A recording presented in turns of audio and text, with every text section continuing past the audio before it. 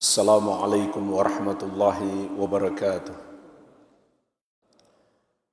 Alhamdulillah, wassalatu wassalamu ala rasulillah wa ala alihi wa sahbihi wa man walah, wa la hawla wa la quwwata illa billahi, amma ba'd.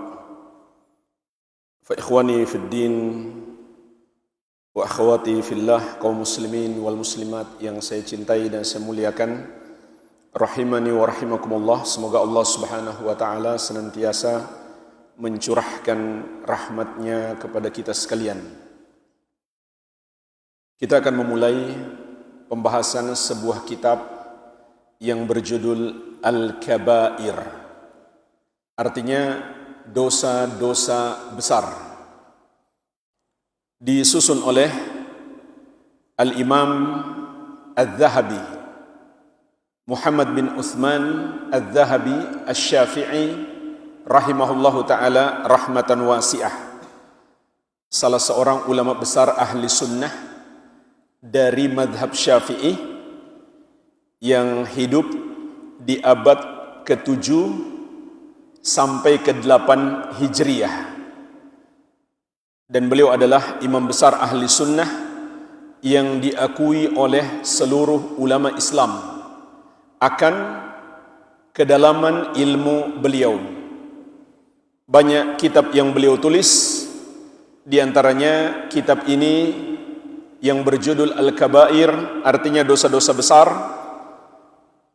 Kurang lebih beliau sebutkan di sini 70 dosa besar.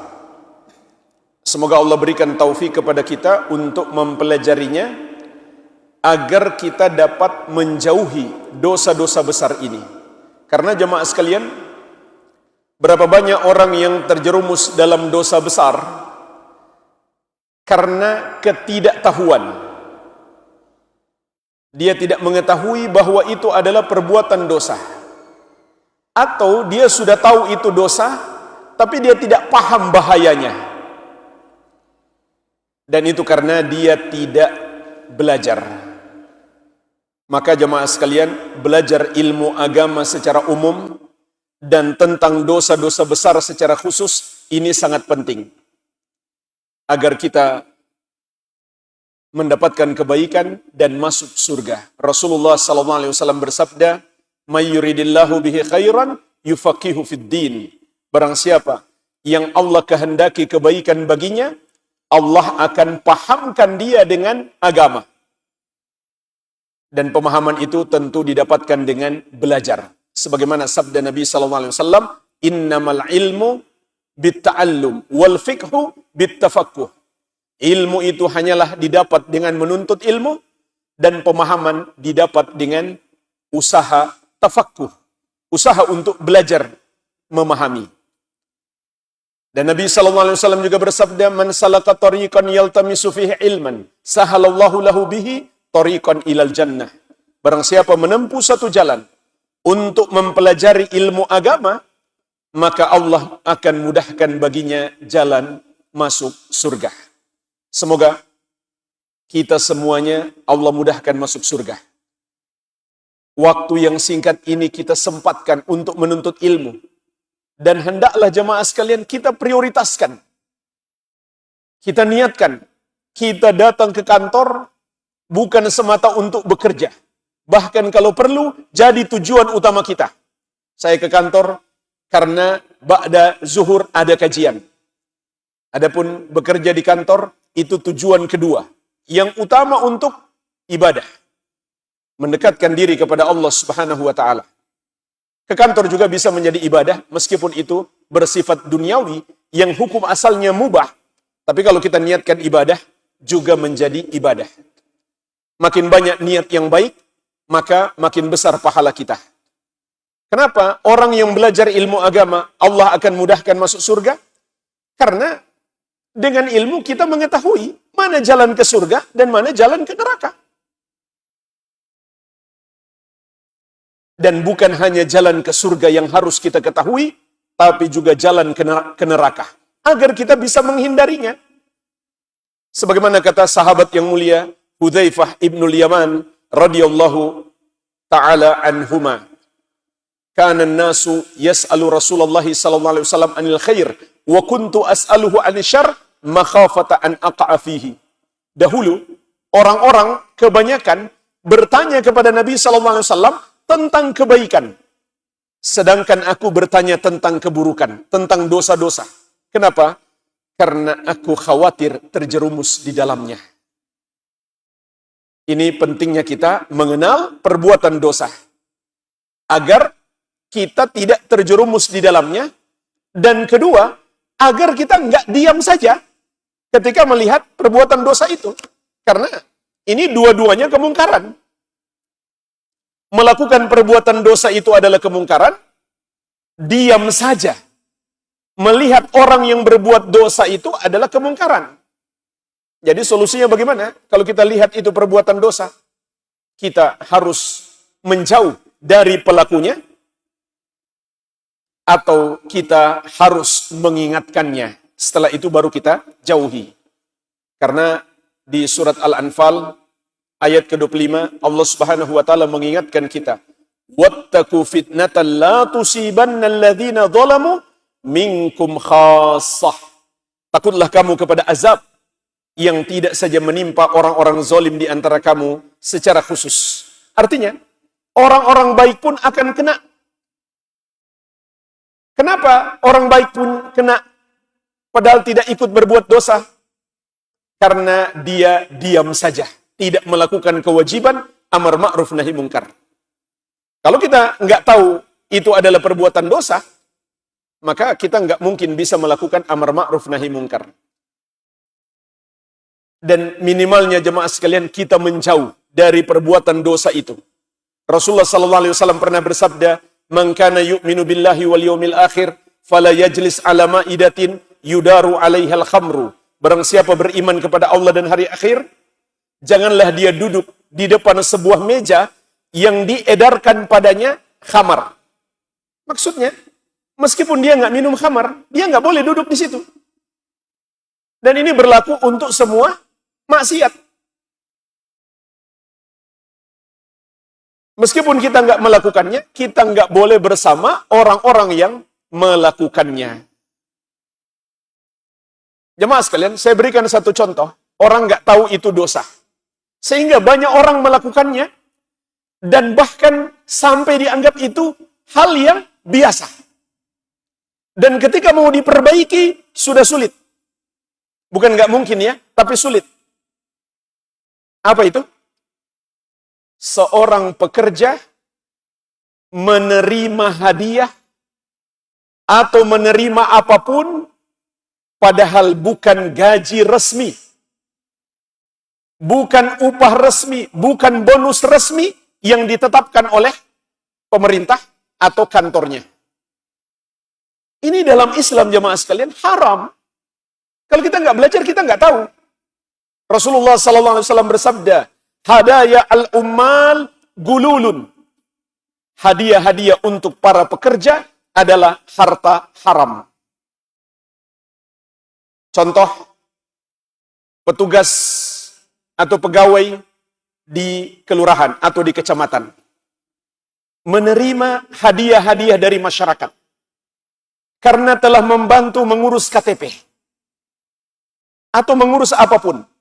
Sama saja jemaah sekalian, apakah sebelum dibantu atau setelah dibantu? Sama saja. Mungkin kalau sebelum dibantu kita sebut sogok. Setelah dibantu sama saja, itu juga sogok. Dalam Islam, itu juga sogok. Meskipun dia bantu secara profesional. Tapi setelah itu kita kasih dia hadiah, itu sama dengan sogok. Ar-rashi wal murtashi finnar. Kata Nabi SAW, yang menyogok dan yang disogok tempatnya di neraka. Dan juga kata beliau, hadiah para pekerja adalah harta yang haram. Hadiah untuk para pekerja adalah harta yang haram. Tapi orang anggap itu biasa. Saking biasanya, namanya banyak. Uang rokok, uang pulsa, macam-macam. Hadiah segala macam. Mau dinamakan apapun, jika itu bukan upah resmi, bukan gaji resmi, bukan bonus resmi, maka itu adalah harta yang haram. Saya kira juga sudah ada peraturan yang menegaskan, apa istilahnya itu? Gratifikasi. Ini sudah dilarang keras beberapa tahun terakhir ini. Meskipun sudah sulit. Banyak yang menerima, nggak takut. Biar sudah ada aturannya. Kenapa? Karena orang masih menganggap itu biasa. Banyak yang melakukannya jemaah sekalian, nggak takut. Terjadi di kelurahan, terjadi di kecamatan, di kantor-kantor, juga di kantor swasta juga sama. Menerima hadiah dari perusahaan rekanan misalkan. Ini nggak boleh semuanya.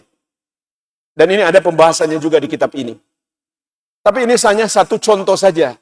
Kalau kita nggak tahu itu adalah dosa, kita bisa terjerumus di dalamnya. Bahkan kita menganggap itu hal yang biasa, wajar, bahkan harus. Ini yang terjadi jemaah sekalian. Maka pentingnya kita belajar. Dan beliau mulai kitab ini dengan basmalah. Begitu pula hamdalah. Dan salawat kepada Rasulullah sallallahu alaihi wa ala alihi wasallam. Kemudian, di mukaddimah beliau menjelaskan tentang keutamaan orang yang menjauhi dosa besar. Dalam surat An-Nisa ayat ke-31, Allah Subhanahu wa taala berfirman, "In tajtanibu kaba'ira ma tunhauna anhu, nukaffir ankum sayyi'atikum wa nudkhilkum mudkhalan karima." Apabila kamu menjauhi dosa-dosa besar yang dilarang atasmu, maka kata Allah, kami akan menghapuskan kesalahan-kesalahanmu dan kami akan memasukkan kamu ke dalam tempat yang mulia, yaitu surga yang penuh dengan kenikmatan. Jadi Allah menjamin orang yang menjauhi dosa-dosa besar, mereka akan dimasukkan ke dalam surga. Dan dosa-dosa kecil mereka akan Allah ampuni. Dan jemaah sekalian, di sini ada faidah. Dosa terbesar adalah kesyirikan dan kekufuran. Kata Imam Ibnul Qayyim rahimahullah, apabila Allah akan mengampuni dosa-dosa kecil kita, apabila kita menjauhi dosa besar, maka Allah akan mengampuni dosa-dosa besar kita apabila kita menjauhi dosa yang terbesar, yaitu kesyirikan dan kekufuran. Juga Allah sebutkan sifat orang-orang yang bertakwa dalam surat Asy-Syura ayat ke-37. وَالَّذِينَ يَجْتَنِبُونَ كَبَائِرَ الْإِثْمِ وَالْفَوَاحِشَ وَإِذَا مَا غَضِبُوا هُمْ يَغْفِرُونَ. Dan orang-orang yang menjauhi perbuatan dosa-dosa besar serta perbuatan-perbuatan yang keji, dan apabila mereka marah, maka mereka memaafkan. Ini diantara sifat orang-orang yang bertakwa. Mereka menjauhi dosa-dosa besar.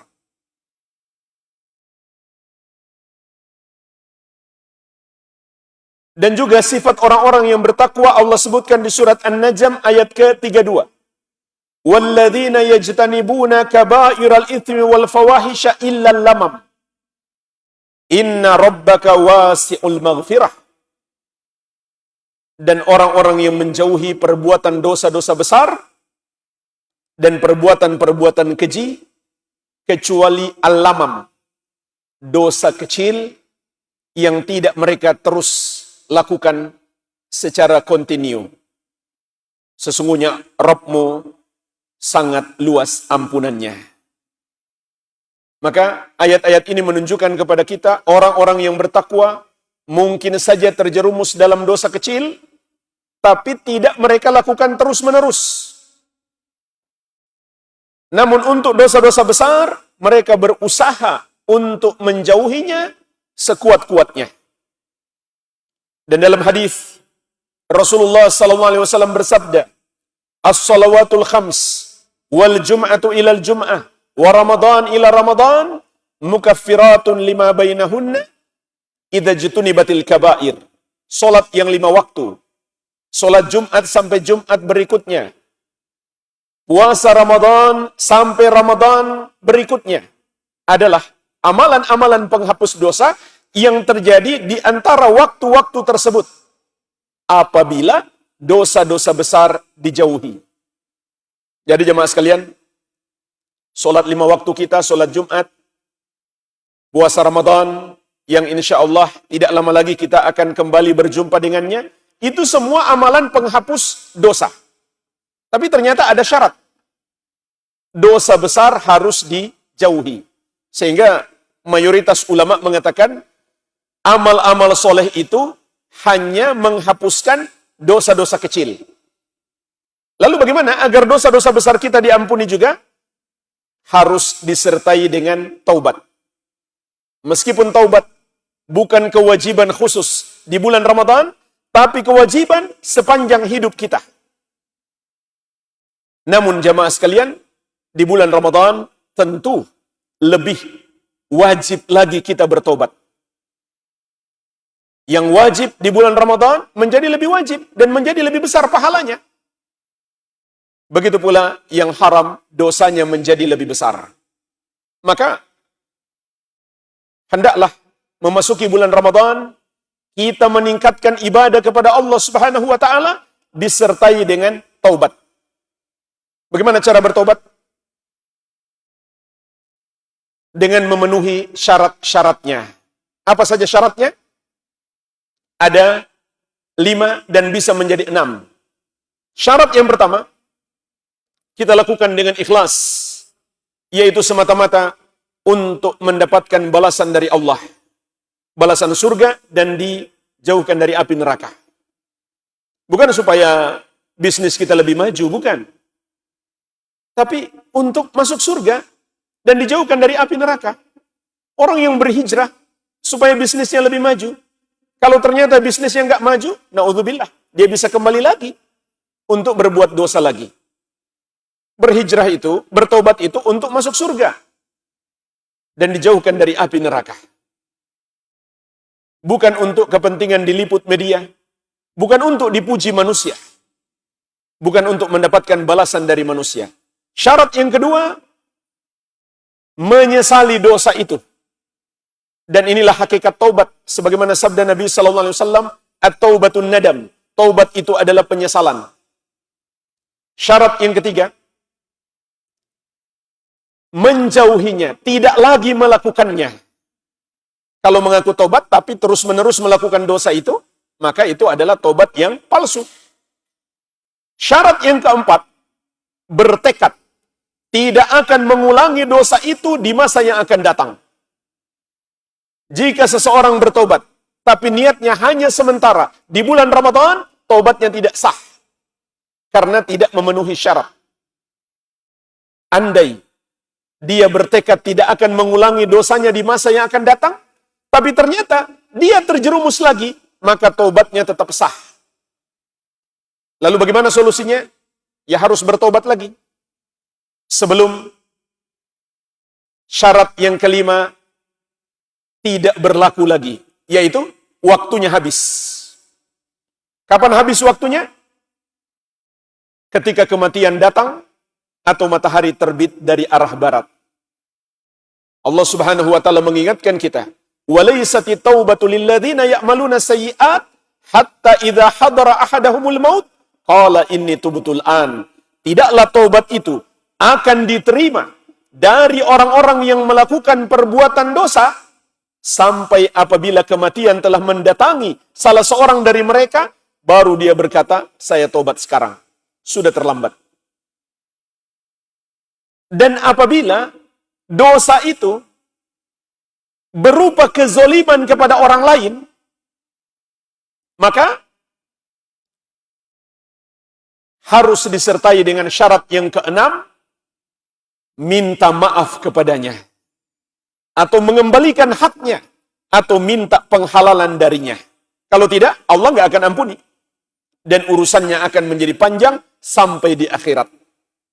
Yang bisa jadi amal soleh kita, Allah ambil, lalu Allah berikan kepada orang yang pernah kita zolimi, yang pernah kita bully, yang pernah kita gibah, yang pernah kita caci maki, yang pernah kita zolimi hartanya.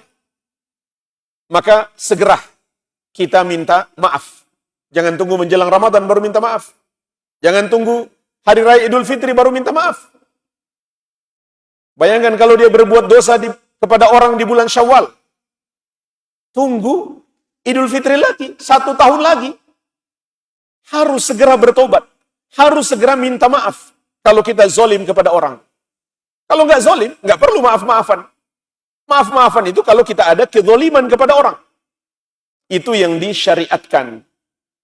Inilah jemaah sekalian, 6 syarat taubat. Jadi, meskipun kita terjerumus dosa, Allah Tabaraka wa Ta'ala memberikan solusi, yaitu dengan bertobat. Kemudian jemaah sekalian, pembahasan yang terakhir, Imam Az-Zahabi rahimahullah juga menyebutkan 3 kriteria dosa itu dihukumi sebagai dosa besar. Berarti kalau tidak terpenuhi 1 dari 3 kriteria ini, maka itu adalah dosa kecil. Yang pertama kata beliau, mimma fihi haddun fid dunya kal qatli wa zina wa sariqah. Dosa yang ada hukumannya di dunia dalam syariat, maka itu adalah dosa besar. Seperti membunuh. Hukumannya dibalas bunuh. Berzina. Hukumannya bagi yang sudah pernah menikah, dirajam, dilempari batu sampai mati. Yang belum pernah menikah, dicambuk 100 kali dan diasingkan setahun. Mencuri, potong tangan. Ini menunjukkan itu adalah dosa-dosa besar. Karena ada hukumannya di dunia. Ini kriteria dosa besar yang pertama. Yang kedua, au jaa fihi wa'idun fil akhirah min azabin au ghadabin au tahdidin. Ada ancamannya di akhirat. Apakah ancaman azab atau murka Allah atau ancaman yang keras? Maka ini menunjukkan itu adalah dosa besar. Meskipun tidak ada hukumannya di dunia. Contoh jemaah sekalian, Nabi SAW mengatakan, la yadkhulul jannata qattatun.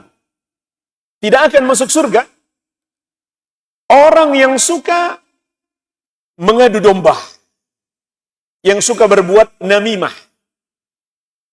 Namimah tidak ada hukumannya di dunia. Maksudnya tidak ada hukum yang diatur langsung oleh syariat.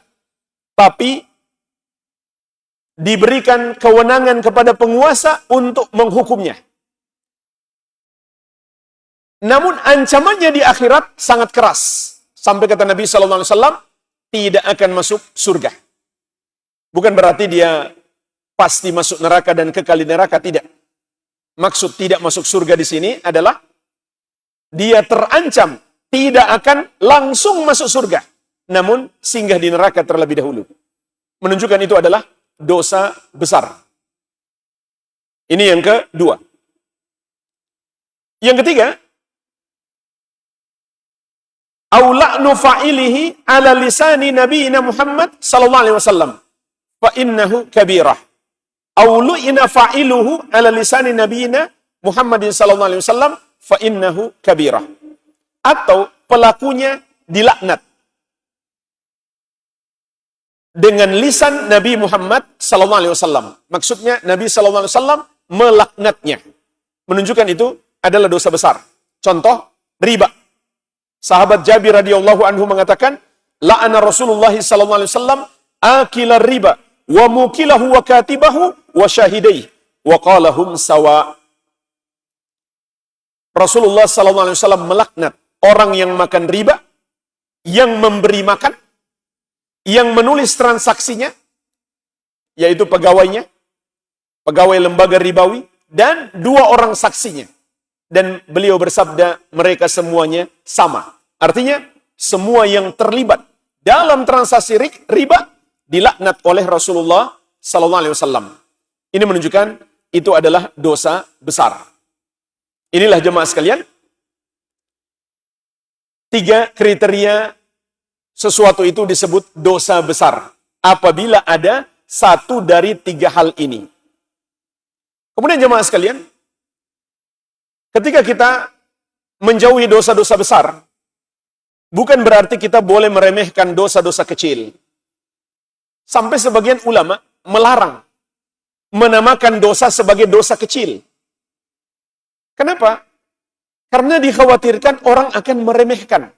Padahal jemaah sekalian, dosa kecil itu tatkala diremehkan, maka saat itu menjadi dosa besar. Dosa kecil tatkala diremehkan, saat itu menjadi dosa besar. Kenapa? Karena seakan-akan dia meremehkan Allah Subhanahu wa taala. Sebab dosa kecil itu juga ditujukan kepada Allah Subhanahu wa taala. Maka seakan-akan dia meremehkan Allah. Dan juga dosa kecil andai dilakukan terus-menerus akan menjadi dosa besar juga. Sehingga kata Ibnu Abbas radhiyallahu anhuma, la kabirata ma'al istighfar wala saghirata ma'al israr. Tidak ada dosa besar kalau selalu diiringi dengan taubat dan istighfar. Dan tidak ada dosa kecil kalau dilakukan terus-menerus. Dan jamaah sekalian, pembahasan dosa kecil bisa menjadi besar atau dosa besar akan bertambah besar, ada 10 sebab. Insyaallah ta'ala, ini pembahasan cukup panjang, kita lanjutkan di pertemuan yang akan datang. Ada 10 sebab dosa kecil menjadi besar, padahal awalnya dosa kecil. Atau dosa besar semakin besar. Semoga Allah berikan taufik, kita lanjutkan di pertemuan yang akan datang. Walhamdulillah, ini yang bisa kita bahas, semoga bermanfaat. Wabillahi at-taufiq.